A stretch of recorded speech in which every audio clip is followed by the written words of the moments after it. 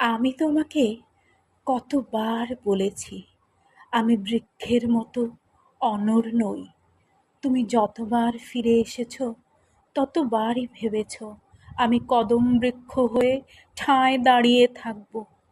কিন্তু এখন দেখো, আমি গাছের নিচে দাঁড়িয়ে থাকলেও হয়ে গেছে বৃক্ষের অধিক এক কম্পমান সত্তা। বাঁশি বাজিয়ে খুঁত হয়েছি, আর চতুর্দিক থেকে কেঁদে উঠেছে রাধারা। আমি কি বলেছিলাম ঘর ভেঙে আমার কাছে এসো? আমি কি বলেছিলাম যমুনার কলস ভাসিয়ে সিক্ত অঙ্গে কদমতলায় মিলিত হও?